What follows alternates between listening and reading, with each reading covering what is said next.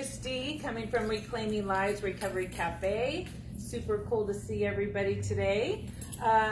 We're doing our Facebook Live. We haven't done one in a little while, so we're glad you guys are joining us. And thank you for all your feedback. Your feedback has really helped us start a podcast. I don't know if you guys have heard it. It's called Survivors of Addiction, and it's on all the platforms. If you can rate us, would be amazing, and send us some comments would be really cool too, to help us in the whole podcast world. Also, we want to give a shout out to Kim, one of our cafe members. It's her 6 years today. Woohoo! Woohoo! Woohoo! Love you, Kim. Love you, Kim. She is in my Monday night recovery circle and is amazing. Such a bright light, so much wisdom for me and all the other girls, and she just is a big part of our community. So happy birthday. And we have the pleasure of talking to Amber. This is Amber, and she is another bright light. We have so many amazing people in our community. I swear, I am so lucky. So Amber, I met Amber when I moved to Ashland in the meetings, and she just has so much wisdom. Like Kim has a lot to offer, so we're just going to have a conversation. Yeah. Are you good with that? Thanks for coming in. I really appreciate it. You're welcome. So, how are things going with all the craziness in the world right now for you? For me, it's pretty good. Yeah. Yeah. Can you talk just a little bit louder? Yeah, I should talk louder. But, no, my life is pretty chill. Is it? Yes, nothing like it used to be. Yeah. Cool. Well, so speaking of like what it used to be, just to talk a little bit about why you decided to get sober. Right. Well, I'll start off back in 2013. So my whole life since I was drinking, since I was like 14, I knew that I had a problem with alcohol. And it also had to do with, because I grew up in a household that my mom was an alcoholic, and she would go to recovery programs. And so I had that little piece inside my brain. I think that I knew something was wrong when I first started drinking. And when I got sober back in 2013, there had been other prior times that I tried getting sober. But this time was a particular time where my daughter's dad had taken her, and for good reasons. I mean, you know. Because you were drinking. Because of my drinking. And I had met a person that I am still with today. I had met him prior, and a month later, like I had told him, like, in order for me to stay sober, the only way the only way I'd be able to have a relationship with anyone is if I got sober. Right. And that's friends, my kids, my family, a partner. Yourself, maybe. Myself, definitely myself. Mm-hmm. And out of the whole experience, that's what I found is myself. And I'm still finding more and more, you know. Mm-hmm. But so that's where, you know, and there's so much more to it that I could talk about, but I know we only have half hour. A little bit of time. And your mom was in meetings too? Yes. So you knew about recovery and getting sober. Yeah. Yeah, I used to go to meetings all over the valley with her. Wow. Around here. This is where you grew up then in Medford. Oh, awesome. Moved back and forth California, and so we moved a ton, but always back to Oregon. Oh, awesome. Yeah. So getting sober in 2013, you know, and it was for my daughter, you know, besides that whole trying to form relationships with other people and knowing that was the only way it'd be okay. And but I didn't stay sober. I had 3.5 years, and I went back out. Everything got better. That's what you always hear. Right? I got my daughter back, and I was doing the things that was suggested, like, throughout the program. You know, the sponsorship, the going to meetings. So you had a sponsor. You had someone that you talked to all the time. And so what made you think, Well, at that time, it was me and my partner again. We both went back out together, and I'd asked him, like, why did you drink? You know, why did you drink again? And he said, not to feel. And I'm like, oh, duh. Isn't that why we all drink and we use drugs, is not to feel what we're feeling in that moment? And, you know, in the present day, it's like, that's what we get to feel, is what's in the present moment. Or we're learning to feel. We're learning it. And so that's been this whole process throughout the 8 years, is even when I went back out for that 9 months, is learning to be with myself and be okay. And learning that all the feelings are okay. Yeah, it's natural. It's natural for us to feel. Why is that we think that we can only have certain feelings? We're only comfortable with good feelings. for me, I think it's because of my childhood, but now I know better. So it's like, so now I get to change that. But I wasn't able to like express how I felt. I didn't have someone to talk to. So I was repressing everything, and I was really angry. And so the anger part would come out, which now we know, well, I know today has a lot to do with when I'm sad. You know, I get angry. And my feelings hurt. What do? I'll get angry, you know? But today I get to change that because I've worked on myself, and I know that today.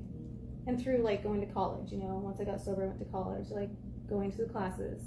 I mean, we learn about ourselves, but we learn about feelings are natural. Yeah, and it's amazing to be able to tiptoe a little bit into different worlds. Like college is a whole different world. Oh, that's crazy. Yeah. Yeah. So when you were in college, were you sober? I was sober for the first half, and then in between for 9 months I drank, and it was ridiculous. How was that?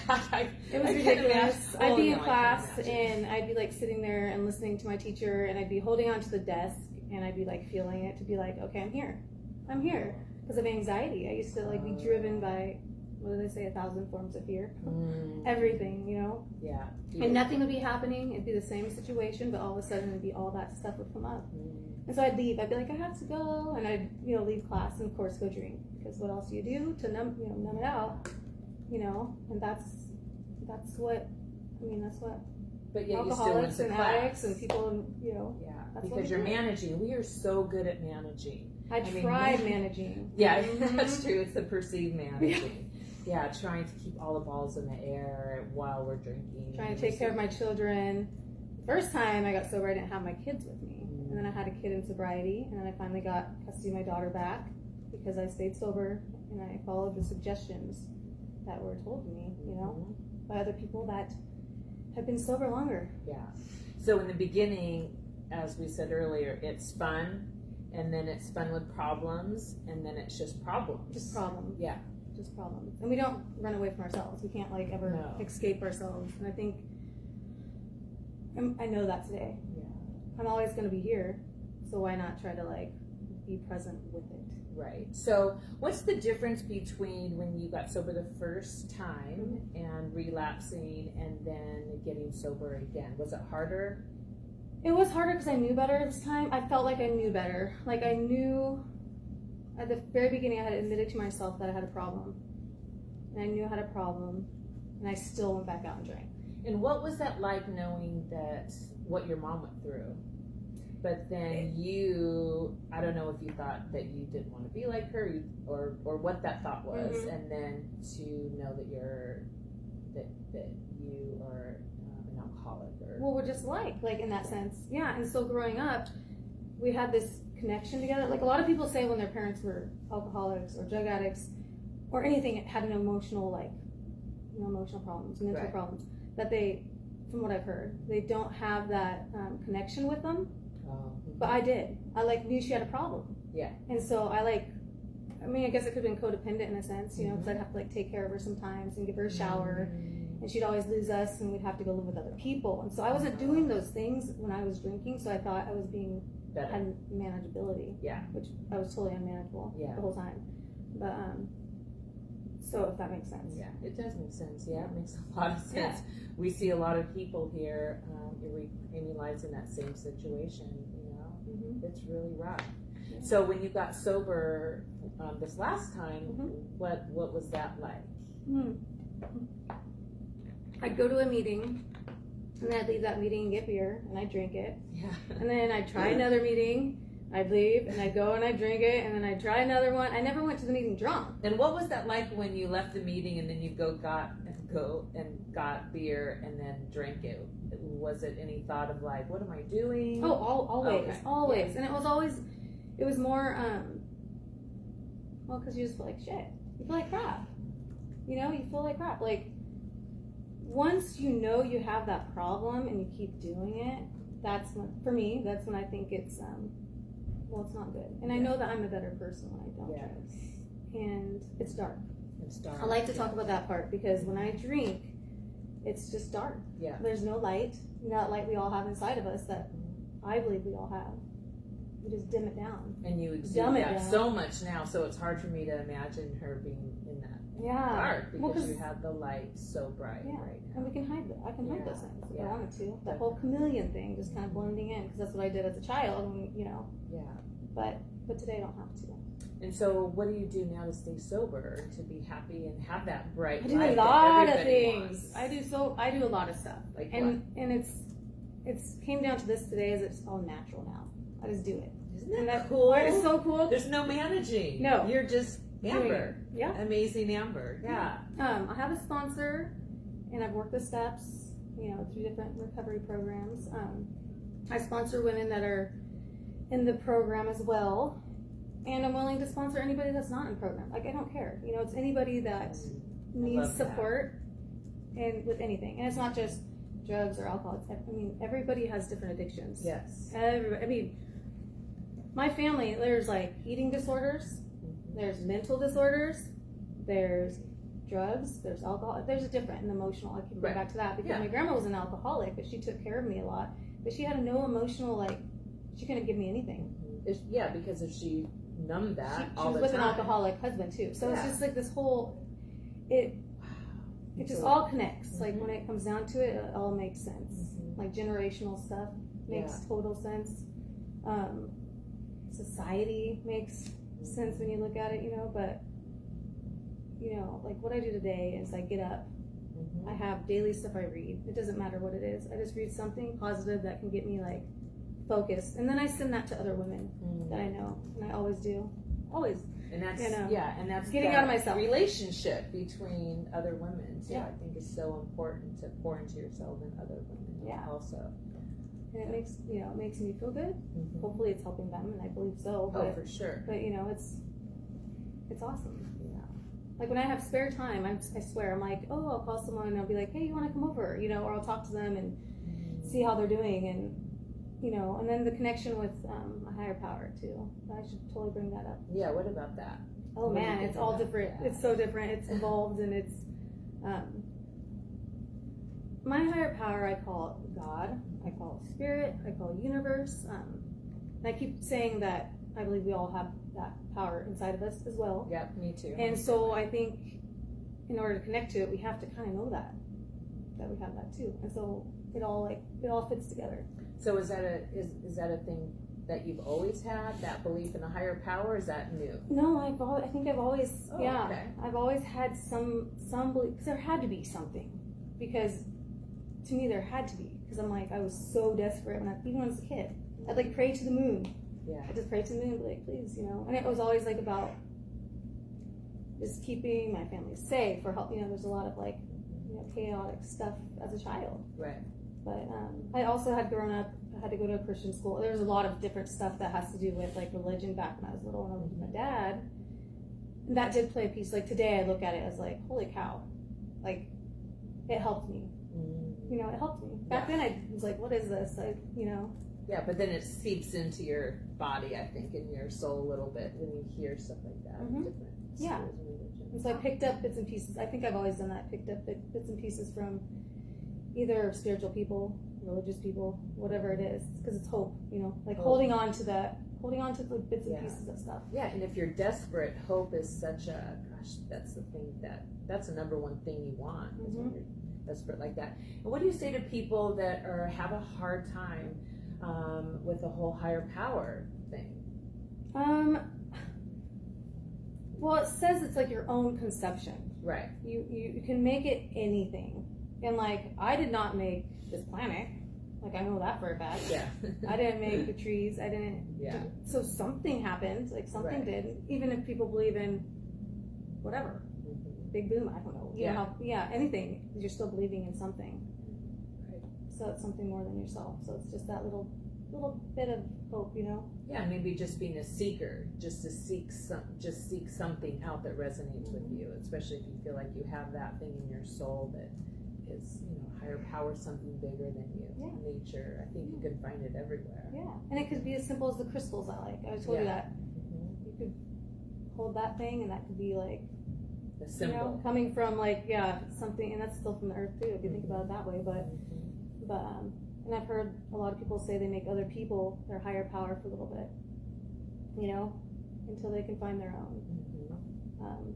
groups, you know, like you guys have that women's circle, like making that circle, Mhm. you know, your higher power until you can figure it out. Yeah, and it seems like just to open your heart a little bit, just, you know, because when we're desperate and we're managing alcohol and drugs, and then it's like to open your heart for a higher power, it's hard because then it's like, oh wait, if I open my heart, I'm going to open my heart to all these feelings and all these emotions that I don't even know how to deal with. So I'm going to close that sucker up for a while until you can, you know, establish relationships with other women and men, you know, in sobriety and stuff. Then that's, I think, how it kind of starts. Practice.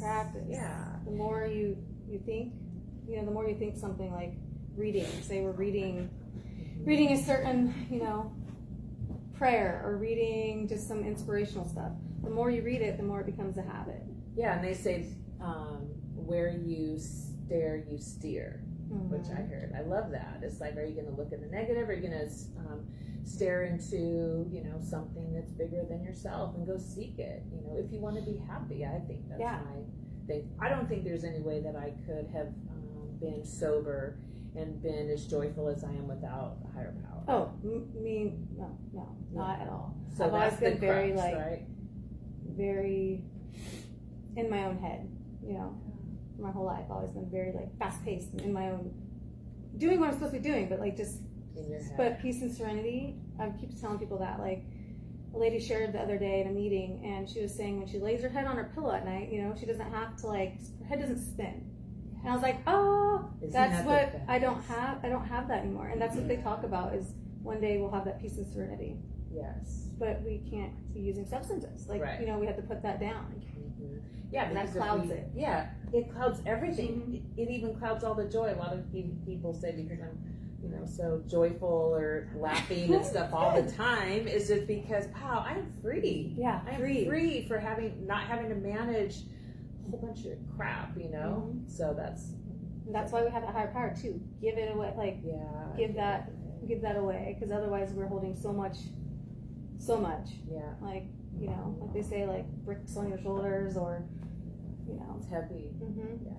And it's harder than to connect with other people when you're trying to carry so much stuff. That's the hardest part, connection. Yeah. So you had said that when you went out, you were with a partner. Are you still with them now? Or? I am. We almost 8 years.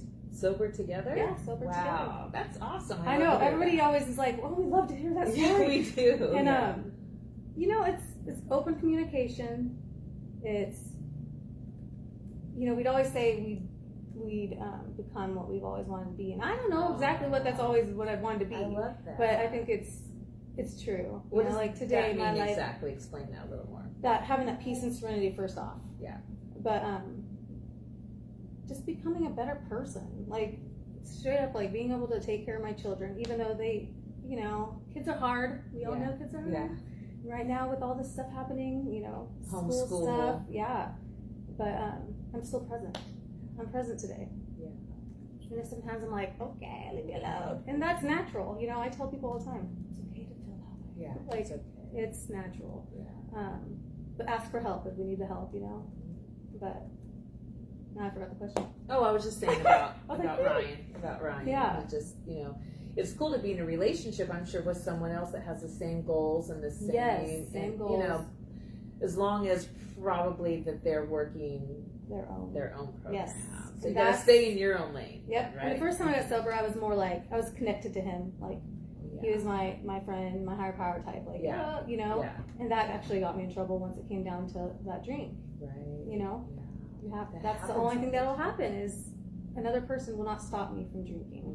It has to be something more powerful. Right. And but this time I feel like I have that connection, you know, and I feel like Ryan and I actually have that separate, you know, it's not intertwined together. What a cool thing, especially, I mean, and I'm sure that goes with all relationships. If you can do your life, your best self, your best Amber possible, and then Ryan's best Ryan, then together it's like, you know, it's a cool combination. Yeah. And you're not needing the other person to fill in the blank. Yeah, exactly. To make you feel better. Yeah. Oh, no.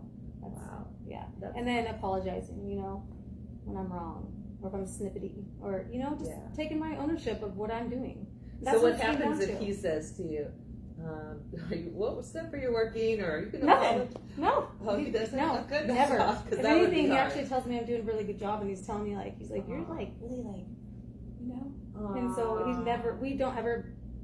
That's probably why we work together so well too. We don't ever say what the other should be doing. Yeah, that's so awesome. You know, I love with all of our that. lives, we probably had that in some way or another. Right. Who knows? People that drink or use drugs or anything don't really want to be told what to do. No, normally, we know that for sure. Yeah, and we're pretty undisciplined, but yeah. but today I get to have a pretty disciplined life. Wow, that's awesome. And what about your kids now? So are they at home doing school? They're at school 2 hours, 4 days a week. Is that new? Yeah. And they How have is it? Wednesdays, no school. It's good. It's different. It takes me a little bit to get into the flow of stuff. Mm-hmm. Once I'm doing something like my job, I had got laid off in June. I think it was June, and of last year. And so then the kids were home with me every day. And I mean, I keep busy with them. Yeah. But for that's sure. that's just me. Yeah. So we were doing stuff all the time, and then it kind of went, and then we're doing stuff, so we do stuff constantly. Mm-hmm. But then, them not being in school, it's that social piece. They have, all of us need the social, emotional Connections. Yeah. Wow. And so when they don't have that, of course, everyone's going to Crazy. be feeling it. Yeah. But Wow. they love going to school. And so are you going back to work soon? I hope so. I have a job at Family Nurturing Center, and so I'm a teacher care coordinator there. So I work in the mornings with the kids in the classroom, and then afterwards I actually do home visits and then the paperwork. And I bet you're so good at that job. I think I'm amazing at I that bet. job. I love that. And I got a degree in family support services, and so it was part of the human service cohort. And so you just pick up so much useful things. I mean, back in 2013, I didn't even have my daughter. Isn't You that think about, amazing? and then I love that story. to go from that to working with children, that actually have had the same experiences as my own child, but it's and the parents. Yeah. And so it's being able to relate and being able to, that's. And I'm sure you have so much more compassion for someone that has gone through it too. Yeah. For the child and the parent. Wow. That's so You could be awesome. right there with them, Yeah. Yeah, it's different. It's cool. So hopefully I get to go back soon. My supervisor is waiting for me. She keeps telling me she's waiting for me, so it makes me feel good. Yeah, that's good. That's awesome. Well, cool. Yeah. Well, so I'm so glad that you came, Amber. Me Thanks too. so much for Hi, talking everyone. to us. Yeah, you guys, thanks for being here. Amber, Yes. I have a question for you. And I love throwing this one out on Facebook Lives because it's amazing. Okay. First off, thank you for sharing all that with us. You're What an welcome. amazing story. I hope a lot of people get things out of it. My question to you is, this last time clean, Mm-hmm. the clean time you hold today, what's your proudest moment? That's a good one. My proudest moment Yes, ma'am. throughout it all, I think it's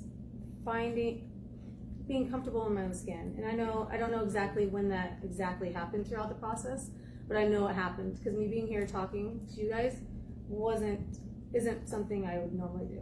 And so I know there's something working in my life that's more than me. Thank you for sharing So that with us. beautiful. Yeah.